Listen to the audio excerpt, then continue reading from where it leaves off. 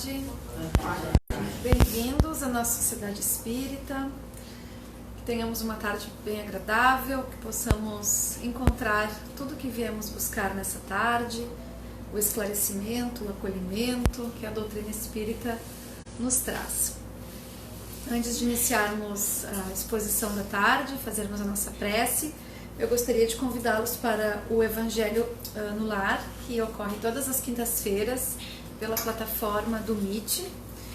É uma atividade online, às 21 horas, dura em torno de 25 minutos. Então, aqueles que desejarem participar, deixem seus nomes na recepção ou aqui nos comentários do Facebook.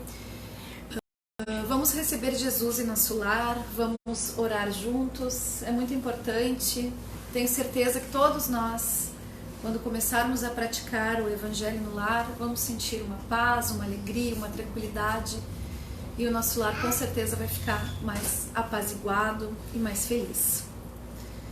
Vamos iniciar então com uma prece, elevando nosso pensamento a Deus, agradecendo por este momento em que estamos aqui, rogando aos benfeitores que nos orientem nesta tarde da exposição, e nós fazendo a nossa parte, estando atentos à exposição com nossos sentimentos elevados, para absorver da melhor forma o que aqui for dito. Assim, tranquilos, iniciamos então o trabalho desta tarde. Que assim seja. Convido a expositora Elizabeth Lima, que vai nos brindar com uma passagem do Evangelho. Bem-vinda, Beth. Obrigada, Aline. Boa tarde a todos. Sejam muito bem-vindos.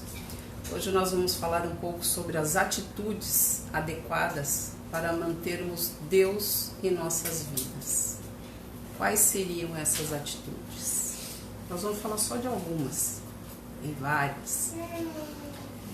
De uns tempos para cá, o uso das redes sociais constante em nossas vidas, muitas vezes para divulgar no trabalho, mesmo para trabalhar, tem gente que usa as redes sociais para o trabalho diariamente. Outros se comunicam com amigos, com parentes que moram distantes. A nossa sociedade usa as redes sociais para levar a prece, para as exposições doutrinárias, os estudos. Exposições como esta estão sendo transmitidas pelo Facebook, que é uma rede social. Mas a grande maioria é de pessoas que utilizam essas redes sociais, elas buscam incessantemente uma felicidade através da aceitação dos outros. Buscam curtidas, buscam comentários, mas se esquecem de buscar a Deus. Fabricam uma vida que é de mentirinha da família Doriana, a família da Margarina Doriana, que é a família perfeita, e a gente sabe que não é bem assim. Mas não tem nada de errado em postar fotos de viagem, fotos da família. Eu faço isso também, muitos de nós fazemos isso. O problema é quando nos fazemos reféns das curtidas, dos comentários desses pseudo-amigos, que na verdade são alguns conhecidos, né? E essas pessoas, no fundo, a maioria das vezes se sentem vazias. Muitas dessas pessoas se sentem tristes, confusas, desmotivadas, quando não recebem atenção nas redes. E notamos um vazio existencial cada vez mais evidente em nossa sociedade. A maioria desses irmãos desconhecem quem são, desconhecem que são espíritos, não são só corpos físicos, não sabem da sua origem divina, ou seja, que são filhos de Deus, não sabem de onde vieram, para onde vão depois do desencarne e o que estão fazendo nesse mundo. Daí a importância de obtermos respostas para essas questões. somos seres espirituais e conforme a questão 115 do Livro dos Espíritos, e nós vamos falar bastante do Livro dos Espíritos, nós somos criados simples e ignorantes, sem ciência ou conhecimentos prévios. E tendo sido criados por Deus, nós temos origem divina. Viemos do plano espiritual a esse planeta para uma experiência terrena, uma experiência corporal, como oportunidade de aprimoramento espiritual e por um determinado tempo. E depois de passarmos por essa experiência, nós vamos voltar para o mundo espiritual. E mesmo tendo Deus como nosso Pai eterno, nós ainda temos dificuldade em compreendê-lo. Quem é Deus? Ou o que é Deus? Como no Livro dos Espíritos, Kardec pergunta aos espíritos: o que é Deus? E os espíritos respondem que Deus é a inteligência suprema, ou seja, não existe nenhuma outra inteligência que chegue aos pés de Deus, da inteligência de Deus. Acima de todas as inteligências que existe no universo está a inteligência divina. E Ele nos criou a tudo que existe, criou tudo que existe, criou o universo, o mundo material que conhecemos, os encarnados, os desencarnados. Ele é a causa primeira ou primária de todas as coisas. Isto é, sem Deus, nada do que conhecemos, nada do que existe, existiria. E na condição de nosso Criador, temos aí a certeza da paternidade divina. A nossa dificuldade de compreensão de quem é Deus, ou de que é Deus, está relacionado ao nosso estado de imperfeição moral. Conforme podemos ver no Livro dos Espíritos, a partir da questão 100, onde os espíritos apontam para Kardec uma classificação de espíritos de acordo com cada grau de adiantamento e de qualidades adquiridas, e também nas imperfeições das quais ainda não nos livramos. Essa classificação nada tem de absoluta. Por quê? Nenhuma categoria apresenta caráter bem definido, a não ser no conjunto. Isso quer dizer que, apesar de sermos espíritos de terceira ordem, vivemos num mundo onde o meu vizinho pode ser mais espiritualizado que eu, o meu filho pode ser mais espiritualizado que eu. Então, não há uma regra definida. É avaliado o conjunto. Nós estamos num mundo de provas e expiações e somos espíritos de terceira ordem. E isso quer dizer que ainda estamos na base da pirâmide. Ainda temos bastante o que subir nessa escala. E na condição de espíritos imperfeitos, temos como características a predominância da matéria sobre o espírito e a propensão ao mal. E embora ainda tenhamos dificuldade de compreendermos Deus, podemos ver Deus em toda a sua criação, em toda a grandiosidade da sua criação. A natureza, a humanidade, suas criaturas, a própria imensidão do universo, ou seja, por todas as suas obras. E à medida que o ser humano progride em conhecimento, em inteligência e moralidade, ele vai ampliando a compreensão de Deus, sentindo cada vez mais a necessidade de se manter próximo a Ele, procurando meios de estreitar laços com este Pai. E nesse sentido, os espíritos superiores vão nos indicando vários meios através dos quais podemos nos aproximar de Deus.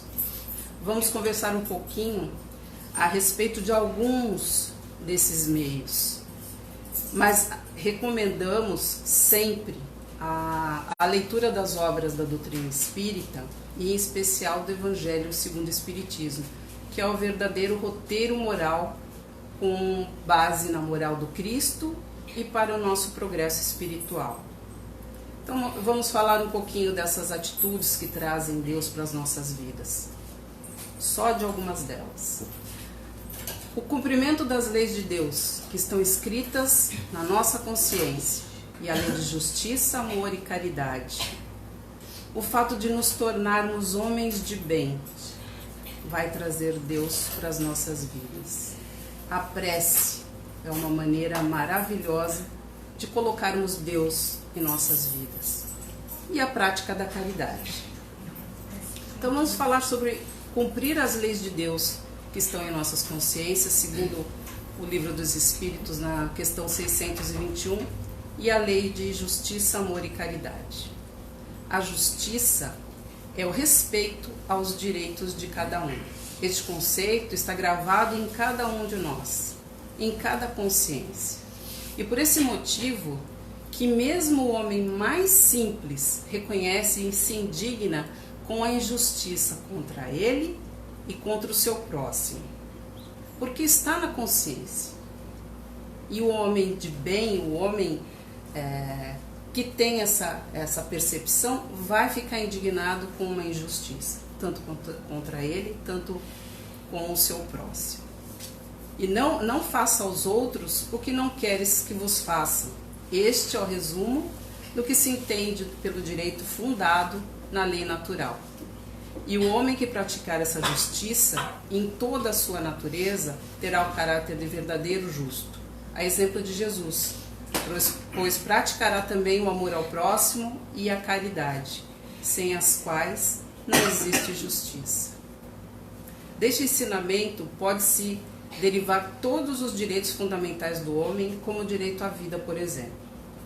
Aquele que praticar o ensinamento fundamental da justiça praticará a verdadeira caridade, ou seja, será benevolente com os outros, indulgente com as imperfeições alheias e perdoará as ofensas cometidas pelos outros, exatamente como gostaria que fosse feito a ele, mesmo quando se tratar do inimigo.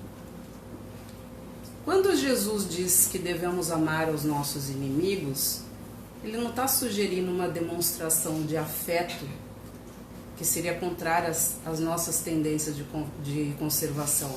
Nós não precisamos abraçar aquele que nos fez mal, aquele que nos causou danos, dizer que ama. Nós não estamos nesse estágio ainda.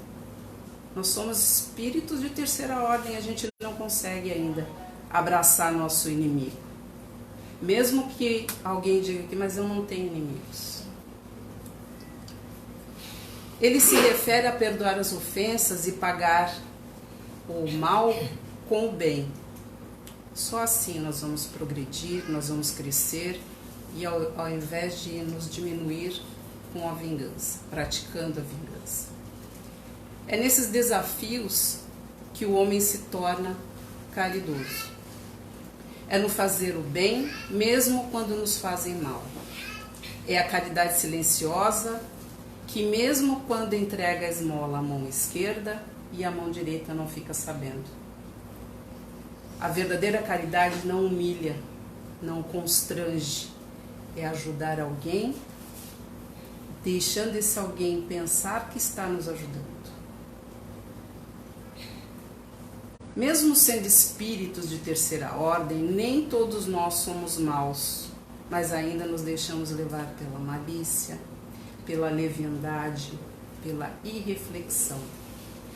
Uma das faltas mais graves dessa ordem é não praticar o bem, porque muitos de nós ainda somos indiferentes com o próximo.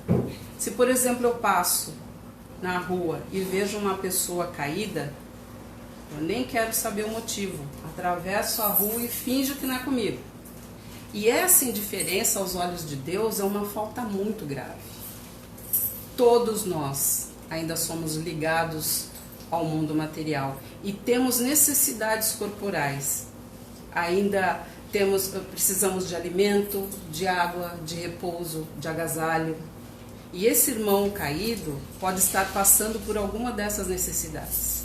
E precisamos praticar sempre o bem que nos for possível fazê-lo. E sobre isso, Kardec também pergunta aos espíritos: Basta não fazer o mal para ser agradável a Deus e assegurar uma situação futura? E os espíritos respondem que não, que é necessário fazer o bem no limite das próprias forças, porque cada um responderá pelo mal que tem ocorrido e pelo bem que deixou de fazer. Outra forma de nos aproximarmos de Deus é nos tornarmos homens de bem. E quando eu digo homens de bem, eu estou falando de toda a humanidade. No Livro dos Espíritos, no capítulo 12, sobre a perfeição moral, Kardec pergunta: qual a mais meritória de todas as virtudes?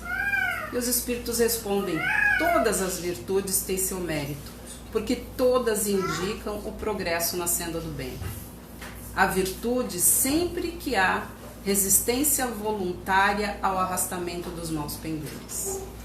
A sublimidade da virtude, porém, está no sacrifício do interesse pessoal pelo meu próximo, pelo bem do meu próximo, sem pensamento oculto.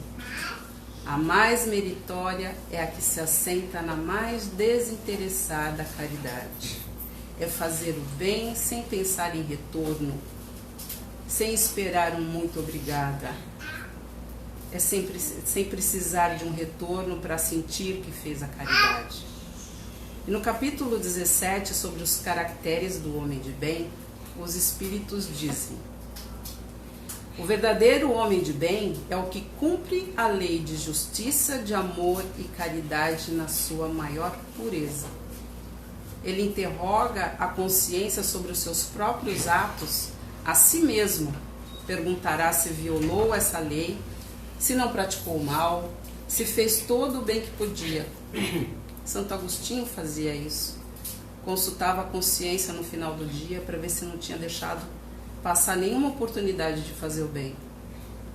Ele vai perguntar se violou essa lei, se não praticou o mal e se fez todo o bem que podia. Se desprezou voluntariamente alguma ocasião de ser útil. Algumas vezes a gente faz isso, a gente despreza uma oportunidade de ser útil. Se ninguém tem queixa dele, enfim, se fez tudo o que desejava que ele faça. Deposita a fé em Deus, na sua bondade, na sua justiça e na sua sabedoria.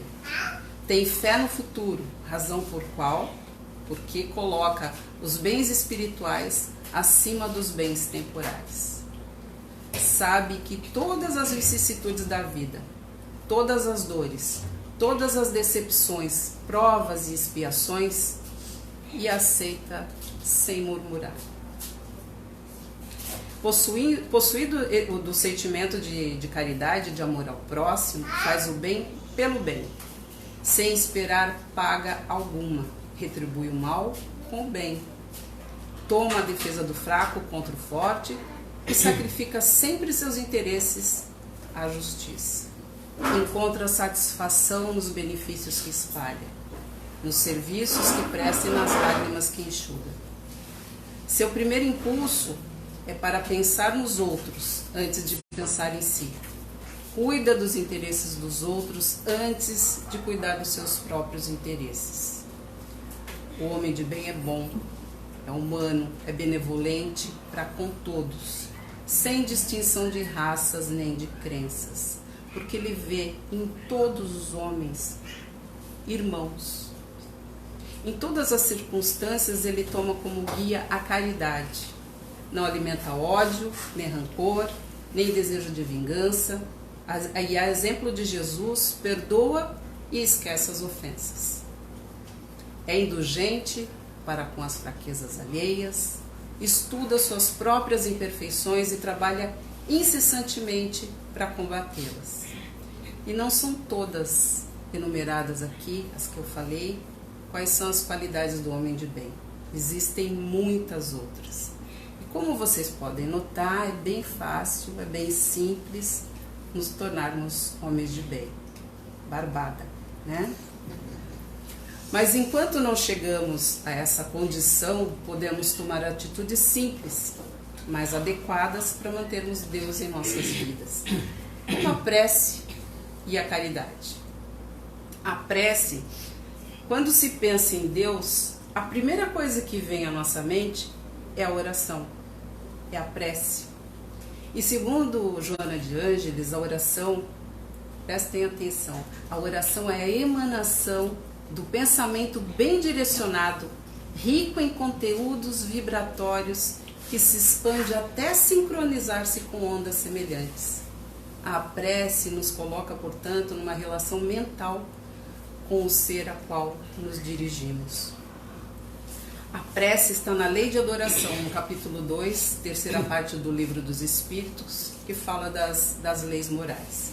A adoração é um sentimento natural do homem e inato a todos os povos. Independente da crença, o homem sempre precisou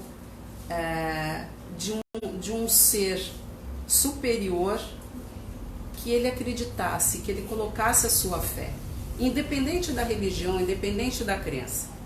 Deriva da autoconsciência dos limites e fraqueza do homem.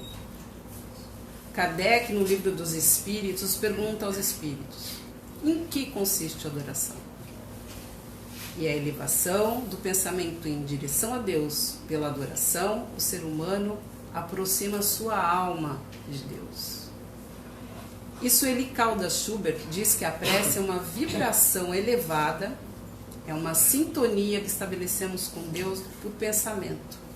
Podemos estar trabalhando, dirigindo, fazendo uma caminhada, tomando banho, fazendo uma refeição. Nós não temos necessariamente que proferir palavras para estabelecer essa conexão com Deus. Deus conhece todas as nossas intenções. Ela chama ainda, a Sueli Caldas Schubert, que ela chama atenção que a oração feita no lar, o evangelho no lar, vai proteger a família. E ela chama de escudo vibratório. Então esse escudo vibratório ela vai proteger toda a nossa família, que é a oração. Se formos pedir, Deus saberá antes mesmo, de pedirmos. Se formos agradecer, a mesma coisa. E louvá-lo também. Então a oração tem muito mais a ver com a nossa vibração do que com as nossas palavras. E temos sempre que nos lembrar que a prece não serve só para os momentos de sofrimento e de aflição. A prece pode e deve ser também para agradecer pelas dádivas concedidas, pela oportunidade da existência, quando podemos reparar os nossos erros cometidos em existências passadas, pelo corpo físico, pelo alimento, pela natureza, pelo simples fato de respirar. São todas oportunidades. Devemos também louvar a Deus, reconhecer a sua grandiosidade, a bondade e justiça infinitas. Haroldo Dutra diz que o nosso coração gravita em torno daquele a quem louvamos. E eu achei muito bonito isso. Então, se estamos pensando em Deus, nos dirigindo a Deus, o nosso coração está diretamente ligado, está gravitando em torno de Deus. E a prece sentida, profunda, sincera e humilde também nos aproxima de Deus. Queria falar também da prática da caridade. A doutrina entende que a caridade é um dever moral de todo homem, de todas as pessoas, e não se resume apenas num auxílio material. E sabemos que fora da caridade não há salvação, segundo o capítulo 15 do Evangelho segundo o Espiritismo. E Kardec esclarece que toda a moral de Jesus se resume na caridade e na humildade, isto é, duas virtudes contrárias, antagônicas ao egoísmo e ao orgulho. Então, se formos humildes e caridosos, automaticamente deixamos de ser orgulhosos e egoístas. Allan Kardec também questiona o amor e a caridade são um complemento da lei de justiça, pois o amar ao próximo é fazer todo o bem que nos seja possível, que desejássemos que nos fosse feito. E Jesus nos disse o mesmo com outras palavras: amai-vos uns aos outros como irmãos.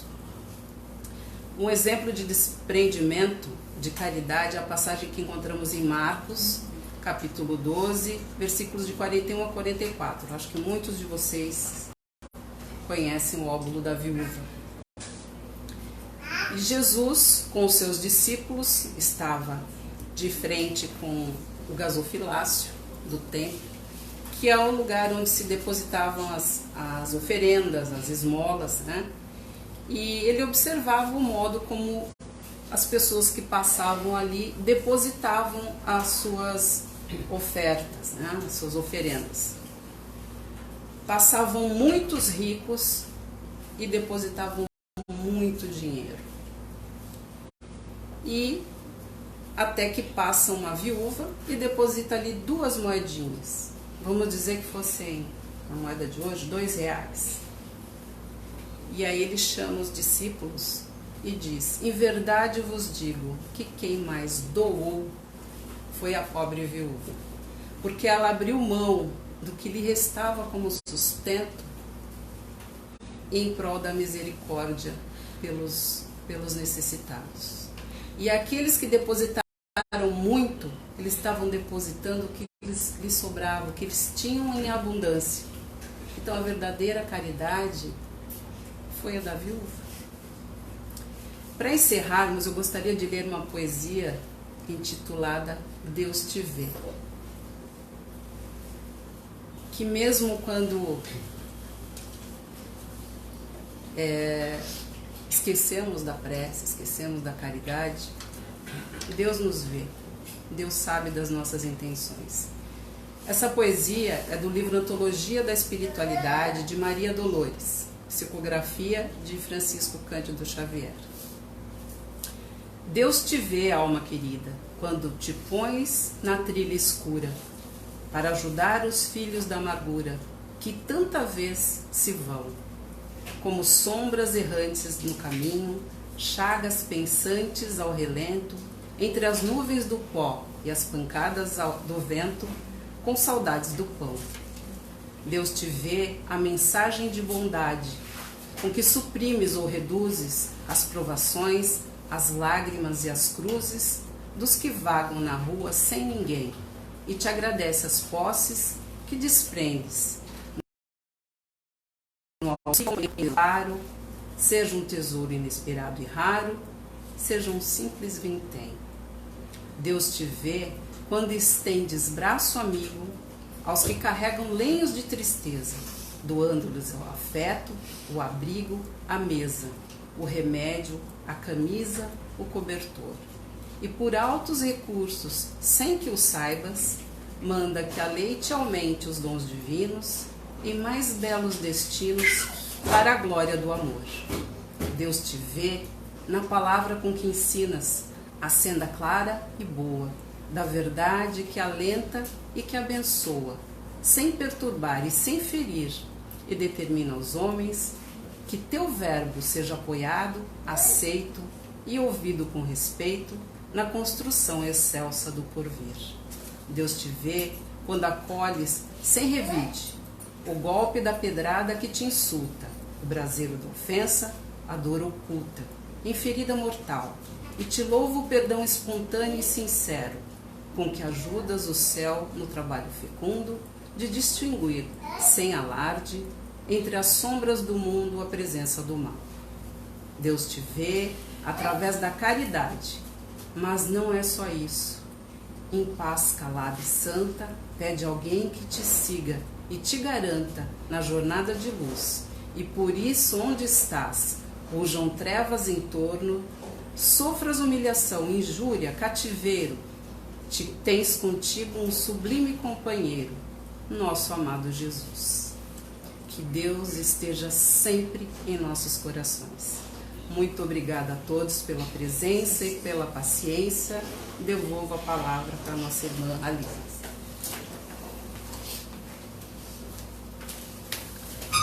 Muito obrigada, Beth. Vamos nos encaminhando então para o momento do passe. Convido aos médiuns que se posicionem.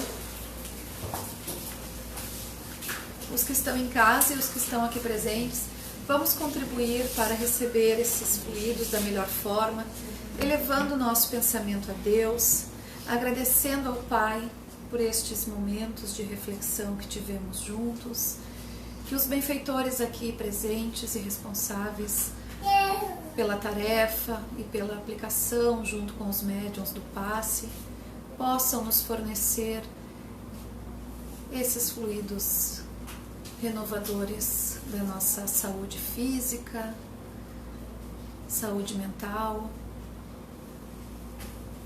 organização dos nossos pensamentos, dos nossos sentimentos, possamos ser socorridos nas nossas necessidades e renovados na nossa fé, na certeza de que estamos sendo atendidos e de que distribuiremos para os nossos amores e por todos aqueles que cruzarem o nosso caminho esses fluidos. Encerramos a atividade desta tarde. Que assim seja.